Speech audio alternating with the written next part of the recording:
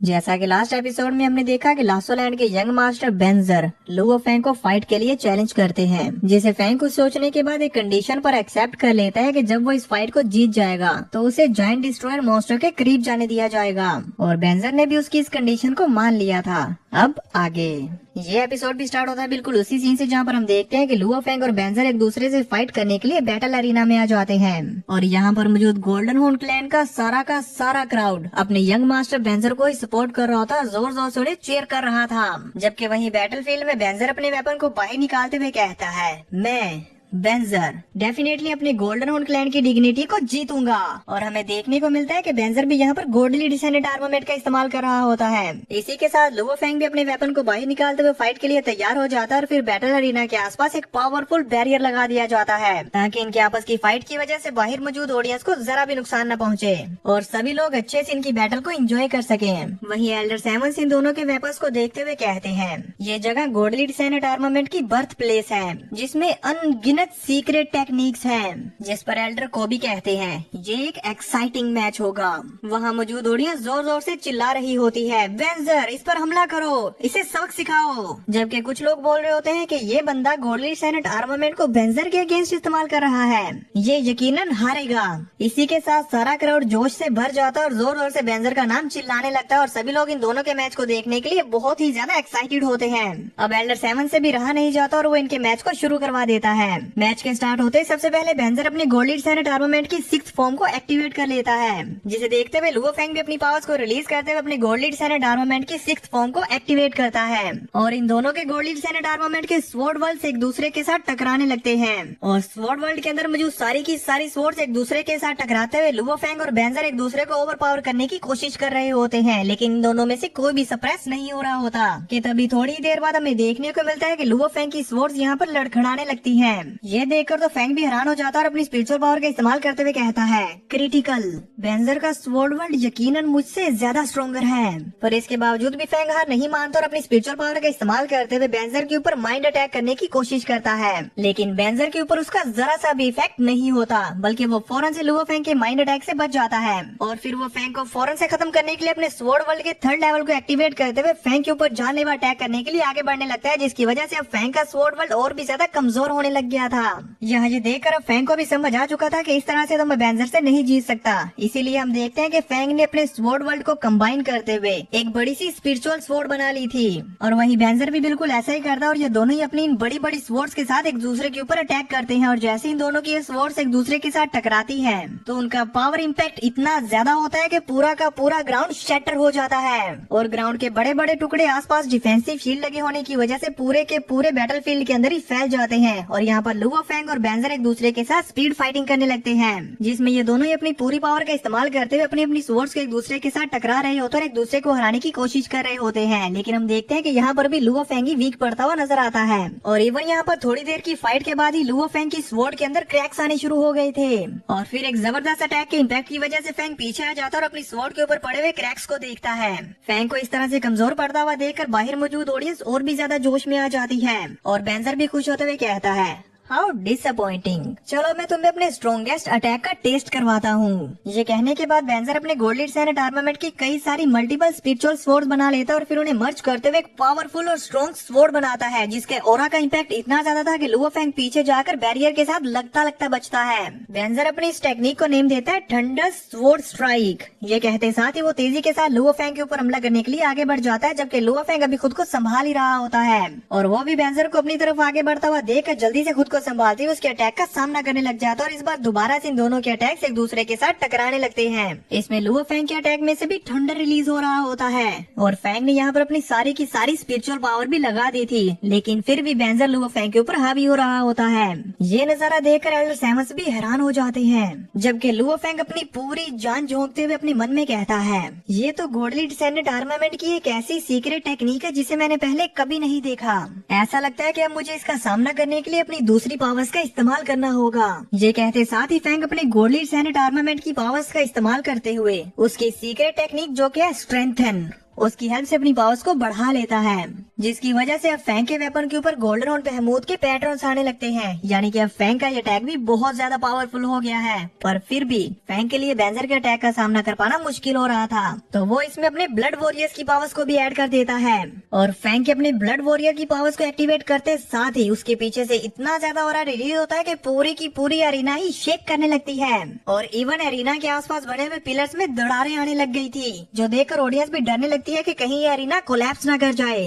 अब क्योंकि इन दोनों के अटैक्स ही बहुत ज्यादा पावरफुल थे और कोई भी पीछे हटने को तैयार नहीं होता, तो इसकी वजह से इनके अटैक के अंदर से जितनी भी पावर निकल रही होती है वो सारी की सारी ऊपर आसमान की तरफ ही जाने लगती है।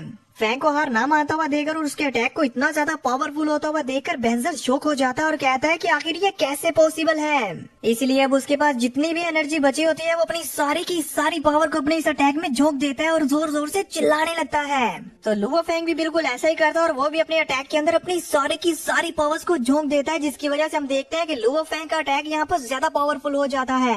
और अब फैंग के अटैक के पावरफुल होने की वजह से बेंजर की स्वॉर्ड के अंदर क्रैक्स आने लगते हैं और वो एक झटके में टूटकर डिस्ट्रॉय हो जाती है, जिसकी वजह से बेंजर को बहुत बड़ा झटका लगता है और वो पीछे जाकर एरिना में गिरता है। वो इस अटैक के इम्पैक्ट से खुद को किसी तरह से गिरते पड़ते संभालता और शॉक हो जाता है, जबकि बाहर मौजूद ऑडियंस भी ये देखकर हैरान होती है कि एक ह्यूमन ने हमारे यंग मास्टर को कैसे हरा दिया। उन सभी को तो अपनी आंखों के ऊपर यकीन ही नहीं आ रहा होता। तभी हम देखते हैं कि लुओ फैंग ने अपने वेपन को बेंजर के सर पर आकर तान दिया था, यानी कि अब वो हार चुका है और उसके पास अटैक करने का भी कोई चारा नहीं बचा। इसी के साथ इन दोनों की बैटल यहाँ पर फिनिश हो जाती है और बैटल एरिना के ऊपर लगा हुआ बैरियर भी हटा दिया जाता है। तो इसीलिए अब लुओ फैंग भी अपने वेपन को डाउन करते हुए बेंजर की तरफ दोस्ती का हाथ आगे बढ़ाता है। उसे ऐसा करता हुआ देखकर सारी की सारी ऑडियंस हैरान परेशान हो जाती है, जबकि लुओ फैंग बेंजर से कहता है, तुम्हारे साथ फाइटिंग करना मेरे लिए ऑनर की बात है। इस बार बेंजर लुओ फैंग की तरफ अपना हाथ आगे बढ़ाने की बजाय अपना पंच जमीन पर मारते हुए कहता है, मैं इतना स्ट्रॉन्ग नहीं हूँ कि तुम मेरे लिए ऐसा बोलो। जिस पर फैंग उससे कहता है कि तुम जिस तरह से गोल्ड सेनेट आर्मामेंट को इस्तेमाल कर रहे थे वो सुपर्ब था, इवन मैं भी उसे देखकर हैरान हो गया। ये तो मैं बमुश्किल जीत गया। पर अभी भी बेंजर लुओ फैंग की तरफ अपना हाथ आगे बढ़ाने से मुंह फेर रहा होता है, तो फैंग उससे कहता है, बेंजर मेरे यहाँ पर आने का मकसद तुम्हें हराना नहीं है। इवन सर्वाइवल का प्रिंसिपल है कि जो स्ट्रॉन्गेस्ट होगा वही रूल करेगा, लेकिन पूरे यूनिवर्स में इससे कोई फर्क नहीं पड़ता कि क्लैन कितना स्ट्रॉन्ग है। अपना एक और दुश्मन बनाने से बेहतर है कि एक और फ्रेंड बना लिया जाए। लुओ फैंग की ये बातें सुनकर तो बेंजर भी हैरानी के साथ लुओ फैंग की तरफ देखने लगता है और हम देखते हैं कि एल्डर सेवंस भी लुओ फैंग की इन बातों से काफी इम्प्रेस होते हैं और फिर ग्रैंड एल्डर के साथ लुओ फैंग की मीटिंग करवाने के लिए चले जाते हैं। वहीं लुओ फैंग अपनी बात को कंटिन्यू करते हुए कहता है, हम लोग एनिमी नहीं हैं। ह्यूमंस और गोल्डन हॉर्न क्लैन भी एक दूसरे के एनिमीज नहीं हैं। फैंग की इन बातों से बेंजर को भी समझ आ जाता है कि ये बस एक फ्रेंडली फाइट थी, इसके रिजल्ट से हम एक दूसरे के दुश्मन नहीं बन जाते। इसलिए वो भी खुशी खुशी फैंग की तरफ अपना हाथ आगे बढ़ाता है और उसे विनर अनाउंस करते हुए बहुत ही खुशी के साथ कहता है, तुम लोगों ने सुना, इनवॉय लुओ फैंग ने कहा है ह्यूमंस और गोल्डन हॉर्न क्लैन एक दूसरे के एनिमीज नहीं हैं। अपने यंग मास्टर की ये बात सुनकर सारा का सारा क्राउड बहुत ज्यादा खुश हो जाता है और जोर जोर से बेंजर और लुओ फैंग के नाम के नारे लगाने लगता है और पूरा का पूरा क्राउड पूरी तरह से लुओ फैंग का साथ देने लगता है। ये देखकर फैंग भी काफी खुश होता है। इसी के साथ सीन कट होता और हम देखते हैं कि लुओ फैंग, डेलन और यंग मास्टर बेंजर चलते हुए कहीं जा रहे होते हैं, जहाँ डेलन लुओ फैंग को बताता है एल्डर सेवंस ओल्ड पैट्रियार्च को रिपोर्ट देने के लिए गए हैं। जब आप जायंट डिस्ट्रॉयर मॉन्स्टर के पास से होकर आ जाएंगे तो वो आपको ओल्ड पैट्रियार्च के पास मीटिंग के लिए ले जाएंगे। अब सीन शिफ्ट होता और हम देखते हैं कि लुओ फैंग, डेलन और बेंजर जायंट डिस्ट्रॉयर मॉन्स्टर की फॉर्मेशन के पास आ जाते हैं, जहाँ पर उसे कैद किया गया है। यहाँ आते ही सबसे पहले उन्हें जायंट डिस्ट्रॉयर मॉन्स्टर की एक जोरदार खूंखार रोर सुनने को मिलती है। इसके इतने ज्यादा करीब होने की वजह से इसका इम्पैक्ट इतना ज्यादा होता है कि लुओ फैंग, डेलन और बेंजर को यहाँ पर उसका सामना झुककर और बड़ी मुश्किल के साथ करना पड़ता है। और फिर रोर और उसके इम्पैक्ट के खत्म हो जाने के बाद बेंजर लुओ फैंग को बताता है हाल ही में जायंट डिस्ट्रॉयर मॉन्स्टर बहुत ज्यादा अग्रेसिव हो गया है और ये अक्सर ही फॉर्मेशन को तोड़कर आजाद होने के लिए अटैक करता रहता है।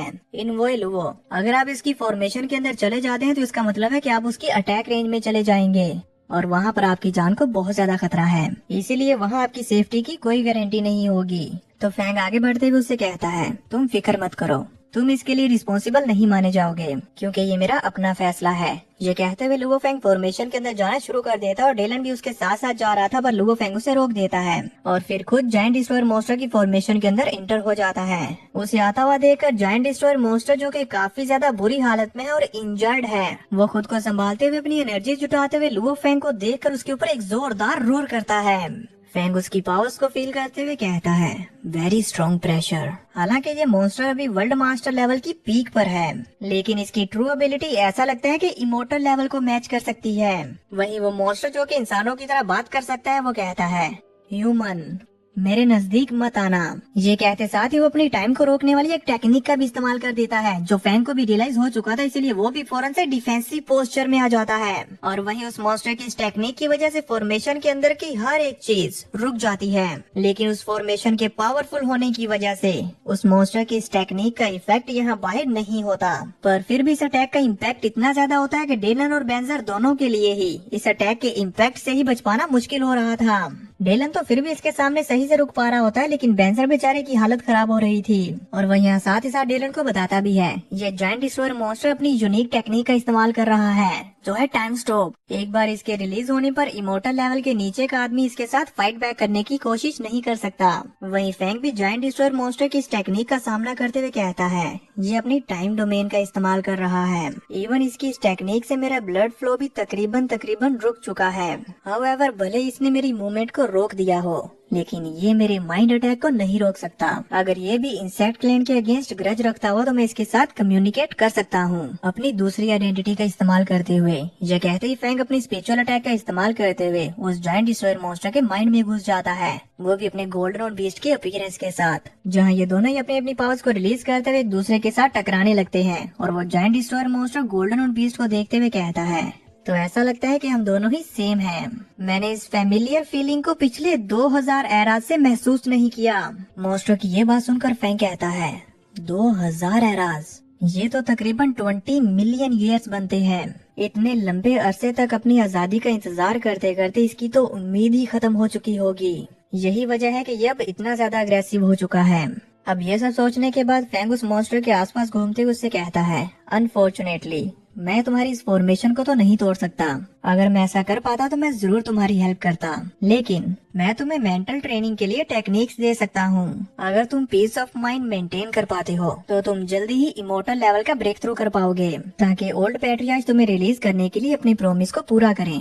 फैंग की ये बात सुनकर वो मॉन्स्टर जोर जोर से एविल्स की तरह हंसते हुए कहता है, इसकी कोई जरूरत नहीं। उन्होंने मुझे यहाँ पर कैद किया है। जब तक मैं उनसे इसका कई गुना ज्यादा तक वसूल नहीं कर लेता, मुझे पीस नहीं मिलेगा। और इन्हें सजा देकर ही मेरे दिल को सुकून पहुँचेगा और मैं आराम महसूस कर सकूंगा। इतने में ही उसकी एनर्जी खत्म हो जाती है और वो दोबारा से बैक टू नॉर्मल हो जाता है और बुरी तरह से एग्जॉस्ट होकर नीचे गिर जाता है। अब उसकी टाइम स्टॉपिंग एबिलिटी भी रुक चुकी होती है, जिसकी वजह से बाहर डेलन और बेंजर के ऊपर से भी प्रेशर हट जाता है। तो डेलन फौरन से लुओ फैंग को बचाने के लिए फॉर्मेशन के अंदर जाने लगता है, पर बेंजर उसके कंधे पर हाथ रखते हुए उसे रोक देता है। इसीलिए वो भी बेचैन होते हुए लुओ फैंग के वापिस आने का इंतजार करने लग गया था। वही फॉर्मेशन के अंदर वो मॉन्स्टर लुओ फैंग से कहता है, मैंने इतने लंबे अरसे के बाद अपने जैसे फेमिलियर एक फिगर को देखा, ये काफी है, तुम अब यहाँ से जा सकते हो। इस पर फैंग उससे कहता है, तो फिर एक आखिरी बार प्लीज मेरी रिक्वेस्ट को पूरा करो।